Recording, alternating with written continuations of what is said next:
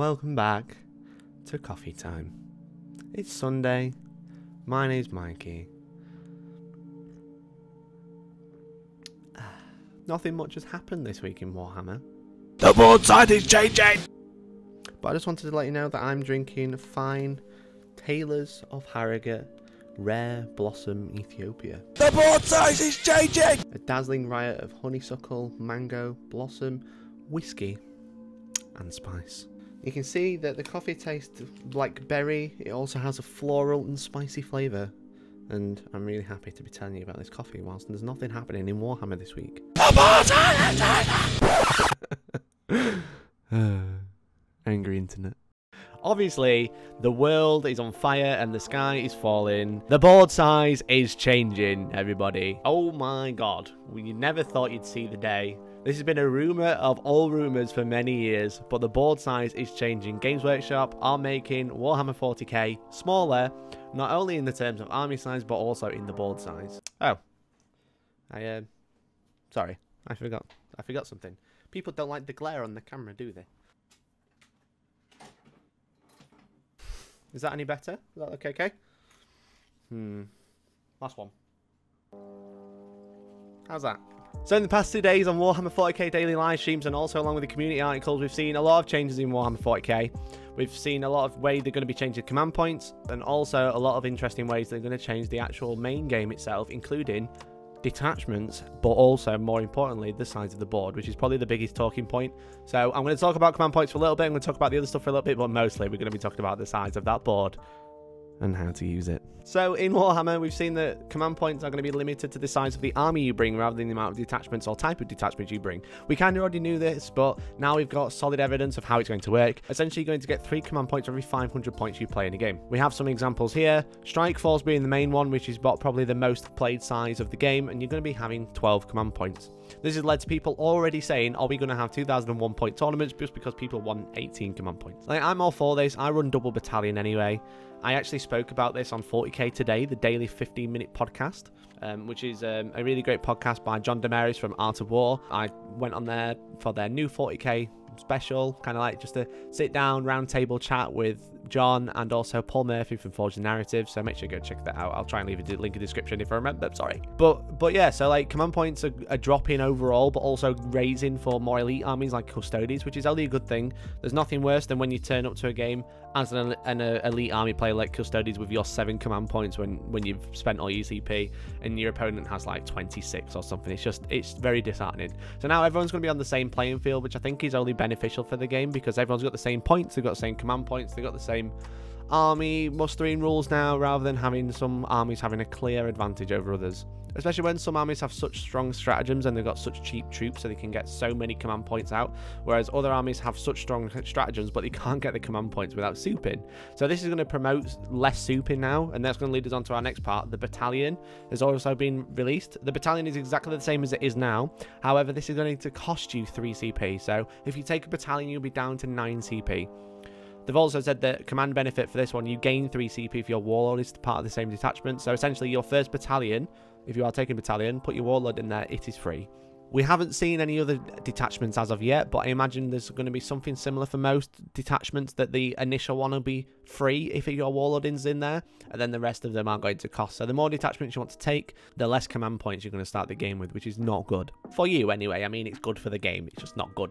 A good place to be when you start the game. So in recent tournaments you see a lot of people kind of taking minimum units or taking what we call tax units. A prime example is servitors. They take tax units so they can kind of fill in a detachment so they can get loads of command points out of it. So for example, you take a battalion, you might take another battalion, and then if you can you might take a spearhead, depending, because you only need troops in the battalions, and then you want all your heavy supports that you're going to be taking in a spearhead. So for that you'd come out with 14 CP, which is a quite good start. But I think we're going to see the opposite in new 40k 9th edition. I think what you're going to see now is people taking units that they might not normally take that might just drop into a battalion because they don't have to take another detachment for it. It does limit your HQs to 3, because it's a battalion, which is also another thing that people might have to consider. They might have to take another battalion to get some more HQs in. But I think rather than seeing people spam out detachments, you're going to see people cram into one detachment now, so they have the full 12 CP when they start the game. They have mentioned on the live stream that things that gain command points as normal are still going to be in the game. For example, Corps of Aquila, you'll still be able to gain a command point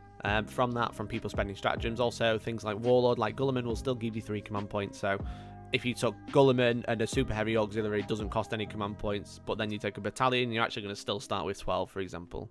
Because your battalion will cost you 3, so you'll be down to 9, but then Gulliman as your warlord will give you 3 command points. I think that's still his warlord trait, I don't know. He has something. So this is quite an interesting change. Another really interesting change that a lot of people aren't noticing is the dedicated transport. So it says, can include 1 for each infantry unit taken, which kills my old repulsor list, where I was taking 3 executioners and Gulliman, and then taking 2 repulsors as transports for the repulsors, because there was no limitation on that, which is very, very stupid. It's a very definite good change. We've also had a little bit more information about the command phase, or the not hero phase, where you'll gain a command point at the start of every turn. So people who use a lot of command points are going to be able to have a little bit more oomph later in the game, because usually you spend all your command points turn 1 or 2, and you save maybe 1 for turn 3 for a crucial reroll of a charge. But now you're going to have 1 every turn, so you can kind of crew them up, maybe get a 3 command point stratagem in turn 4, for example, when you've saved up over a couple of turns, which will be really, really clutch. So such as like fight twice or something like that. They've also announced cut them down 1 CP. On a 6, you're taking more wound if you leave combat if you're in engagement range. I imagine engagement range is probably going to be about 3 inches. I imagine they're going to have engagement range, and then as like a reach, for example, is like if you're within this range you can fight. Maybe it'd be smaller, maybe it is still within an inch or within an inch of an inch, for example. But this stratagem's pretty poor. 1 CP, and it's only on a 6. If it was on a 5, it'd be cool. On a 6, it's kind of mediocre, but we'll have to see what this engagement range is. So if this engagement range is like 6 inches, you can like pile your entire army into this unit. You might even kill it on its way out, but it's very unlikely because it's only on a 6. So the main change is obviously that came out on Friday. 4 sizes fit all. Also, cut your battle mats. Why are we still here? Just to suffer. Every night, I can feel my leg, and my arm, even my fingers. The body I've lost. The comrades I've lost. Won't stop hurting. It's like they're all still there. You feel it too, don't you? Before we get into that, let's have a little word from our sponsor once again this week. It is 3D Board Game Accessories. If you watched last week's episode of Coffee Time, then you know exactly who I'm going to be talking about. Do you have thousands of orc boys all huddled together? Do you use really complex interlacing units for like Tau Fire Warriors to present yourself from being charged? Present yourself, such as putting 1 from 1 unit here, then 1 from another unit here, then 1 from another unit here, and then interlacing them all together. Do you know how confusing it is for your opponent when they want to shoot a unit? You need to mark them up somehow. Are you using loom bands? I used to use loom bands too. Don't do it, it looks bad. I think I probably missed out on a few Best Painted awards purely for that reason. Wow! The land of make-believe! Today I want to tell you about a fantastic product by the very good company 3D Board Game Accessories. So thank you very much for sponsoring YouTubers like me to be able to promote a great product that I use for you. They sell what are known as base plinths. That's what they call them. I call them base adapters, squad marking adapters, etc. And I use these in battle reports and tournaments all the time now. So essentially what these are, little 3D printed plastic clips that clip to the bottom of your base. They don't damage the paintwork or the rim or the edge of the base at all. They don't raise the model hardly at all. They do technically raise it, but hardly anything. And they come in a range of colours, a range of sizes as well. And essentially what these are used to essentially mark up your units in a really clear way for both you and your opponent, and also for me when I'm filming battle reports. I have an absolute crap ton of these because they are so cheap. But also, if you use the link in the description and use code Hellstorm at checkout, you'll also get 10% off your final checkout. And this isn't anything on the web store, not just these base adapters. They also sell terrain, objective markers, and much, much more. But if you are interested in getting some squad markings done like this, then I'd highly recommend these guys. Not only are you going to get them so cheap, but you're also helping out the channel. We do get a cut of whatever you buy, so hopefully happy, friendly, affiliation, fun times. That's what we want. During the pandemic, it's really tough to get sponsors, but thank you very much to 3D Board Game Accessories for coming forward and helping us out, and so we can help you out at the same time. I'd only promote a sponsor if I'm either passionate about it or I thought it was a great meme, and I'm highly passionate about this company. So make sure you check out the link in the description. Otherwise, we'll see you back in the video. So they've said that you can have 3 detachments in a strike force as normal. It's up to 3 hours, they've said. We don't really know how long it's going to take yet. It's going to have to work out how the game changes, how people pick it up. But create your battlefield. Strike force is 44 inches by 60 inches. And this has absolutely royally annoyed everybody, especially in the TO community. So there's a Facebook group called ITC TO Organisers, Tournament Organisers or TOs, which is specifically for tournament organisers worldwide who are part of the ITC. I'm in there. I can't share screenshots. I can't share main information. But all I can say is a lot of people are quite wound up about this. A lot of people don't really know what's going to happen. Initially, it was like, oh, well, it says minimum. You can just play on 6x4. And it's like, I stand corrected. I didn't realise they were going to go down in size. But I made a meme in the last video. So I sincerely apologise to anyone who was offended by that. But what do we do? What do we do? If you're playing at home and you have a 6x4 map, it is totally fine. Play on 6x4. It's not going to change the game at all. Not really, anyway, in a casual setting. The problem comes, which is a lot of what people are having an issue with. It's not, oh, I'm at home and it's really annoying because now I've got to have a smaller board. It's how it's going to affect events overall. And initially I only saw negative, but now I can kind of see a lot of the positive. And I am going to be straight up with you. I am a TO, so these are the things that I think about, and I just want to relay that information as clearly as possible. So I actually laid out, as you can see, there's some red tape. I'm going to do a bit of a close-up. I've actually laid out what the new board size is. So it doesn't make much difference on the long sides, but on the short edges, you're actually taking 6 inches off each side because you're losing a foot, and then you're losing 4 inches in. So it does make quite a little bit of difference. You can't hide as much. You're probably going to start the game the same distance apart. However, you're not going to be able to pull away from units as much. So what you usually find with Tau is they'll make some screens in there, the front of the deployment zone, then they'll pull their arm into the back of the board. Now the back of the board is 6 inches closer, right? So you've lost 6 inches out of your deployment zones mostly. These things don't really get used later on, but outflanking units do use them, and usually outflanking units are rubbish. For example, the Space War Stratagem on the Hunt, or whatever it's called, is pretty terrible, and they're obviously promoting this as a new stratagem for all armies. Now the board's smaller, so you're naturally going to be able to get closer to the enemy. If you've got to start within 6 inches of the board and more than 9 inches away, which is kind of like the standard now, 9 inches away from the enemy. Now if you come on the deployment zone, you're 6 inches closer. You can't go within 9, but still, if they've pulled forward, you can get a lot closer to them now. And this is what it looks like with some larger models on, because I can't be asked to get a full army out. It is quite a drastic change. Like, you think about ranges of stuff, then you're not going to be able to pull away from an Imperial Knight with the Gatling cannon. Someone posted a picture on competitive 40k. I will say that they set it up on a 500 point mission, because they did release another mission as well, but that's for combat patrol, which is 500 points. So this deployment isn't a good one as an example, but you can look at the 4 pillars one, where you do start quite close, and you can see that there's not much place to hide. So I think what this specific kills is basilisks, thunderfire cannon, stuff like that. It's things that usually sit at the back of the corner because of such long range. Now you can sit at the back of the corner, but that back of the corner is 6 foot closer, 6 inches closer. So pretty much every large event has come out and said that they're going to be using the new board size, such as Frontline Gaming made a whole post about it. Adepticon have made a comment in this group. Nova, obviously Mike Brandt wrote the rules and he's in charge of events, so he's definitely going to make sure they're using it, because he doesn't work for them anymore, but it is his baby. Also, the LGT of the London Grand Tournament are also using this smaller board size. So I think whilst there's going to be an initial little bit of kickback, then you're going to see that most events probably pick this up relatively quickly. So again, what are the benefits? For starters, you're on a smaller board, which means your opponent's not as far away, which means you're not going to be dancing or ballet dancing around the edge of the board as much anymore.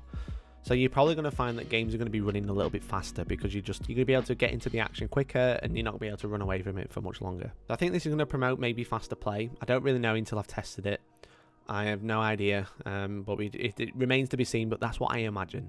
You're also playing with less models because they are raising the points of the game, so you're playing with less models on a smaller board, so you are naturally going to play a little bit faster. Also, when it comes down to event organisation, is that you think that, oh yeah, you just tape the map and then you have space for dead models, which I agree is great, but I imagine eventually a lot of companies are going to start promoting new size battle mats at this new size.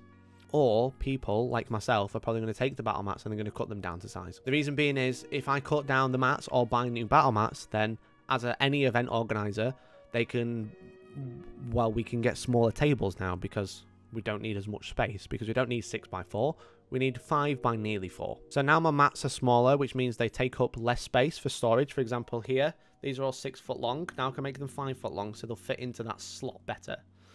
It'll also make them a lot lighter, so they're going to be a lot easier to move and again store. If I have to lump them about in my car to an event or whatever, they're just going to be a lot easier to store and a lot easier to move because they are lighter. But also at the same time, because we're on a smaller mat, I can get smaller tables, and when I've got smaller tables, it means I can get people closer together. Now, this is obviously not considering coronavirus or anything like that, but essentially what you're going to see at events is more people in the same amount of space. You're going to have smaller tables so people can be closer together. And what this essentially does, it raises profit margins, because let's say, totally made up numbers, I make £1,000 from an event, from selling tickets. So let's say I've got 20 people coming to my event, they've bought a ticket for £50 or, you know, like $60 or whatever, and I get them into my venue, which can hold 10 tables, so 20 people. But my venue cost me £300 to rent for the weekend, which is relatively cheap.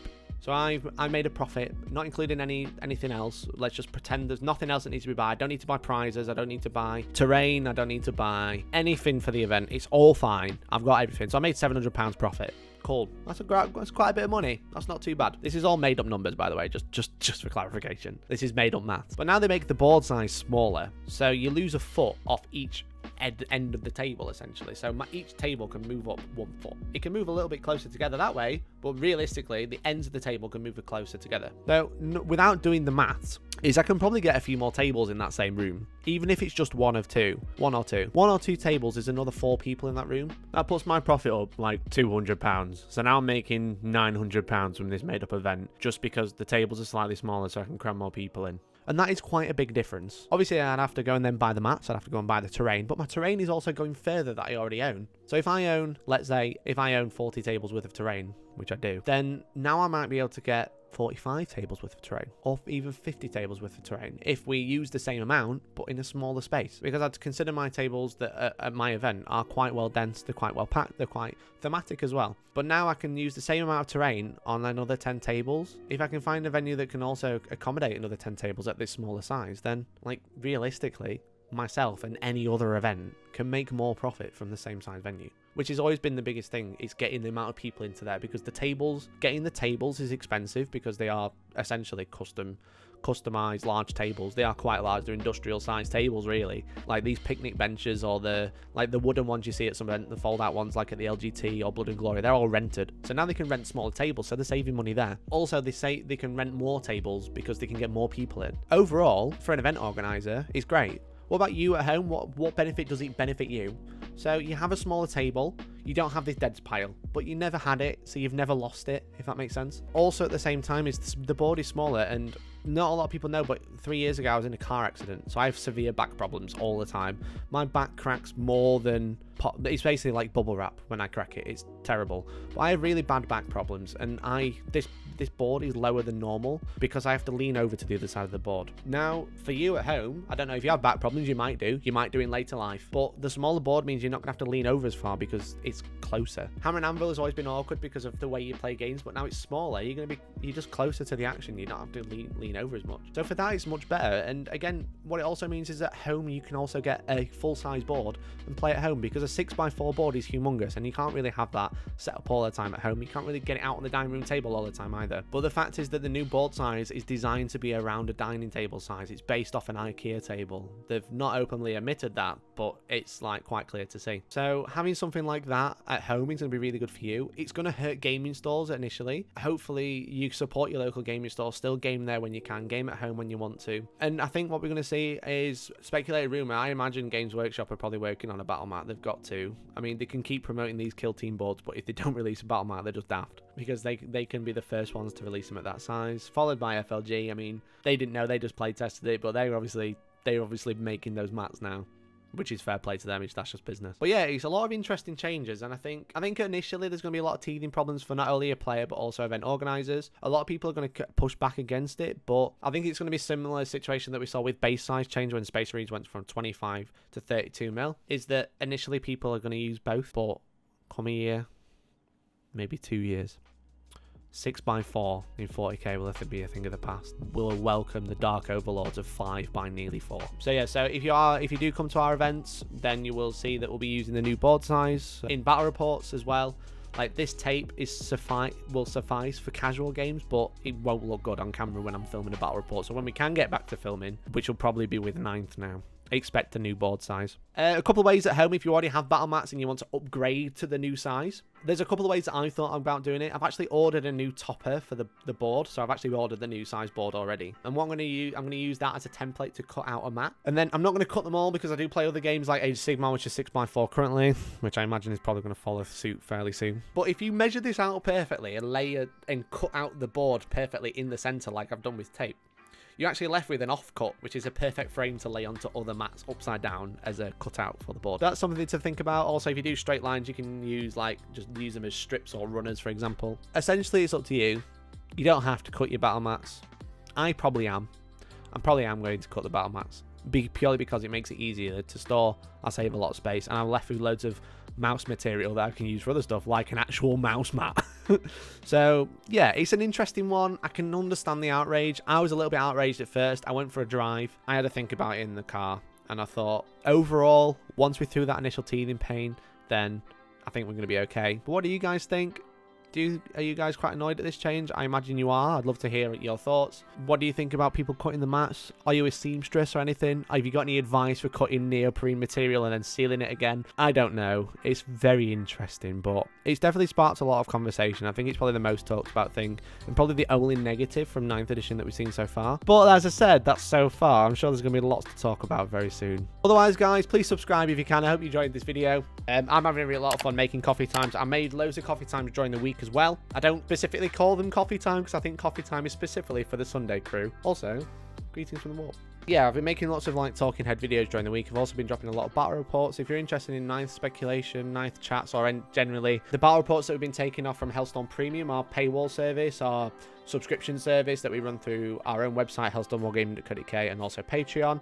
Come 9th edition, I'll probably be including YouTube membership as well, so you can probably see a join button down here. You can get that. You get custom emotes for the live chats when we do live painting and stuff, and also you'll be able to watch exclusive videos, which are going to be coming very soon. So we're taking all the videos from the website that are about a year old and putting them out on YouTube on the run up to 9th. But come 9th edition, it's just going to be 9th battle reports on both YouTube and on the website. So if you're interested in that, then do consider supporting the channel. Thanks again, 3D Board Game Accessories, for sponsoring the video. Ad rate is always super low on YouTube, so you don't make a lot of money from adverts. So any company that can come forward and help support us, then it's just great for not only us, but also for you to be able to bring you a better deal at the same time. And an awesome product that a lot of people might not know about. Thank you very much for watching. Again, please subscribe if you want to. If you don't have to subscribe to the websites or Patreon or anything, just like videos, watch them, say hi if you like in the comments, and tell me what coffee you're drinking. We like to chat about coffee. Otherwise, have a great day. I've really enjoyed talking to you this morning. I love you all, and hopefully I will see you in the next one. Bye bye.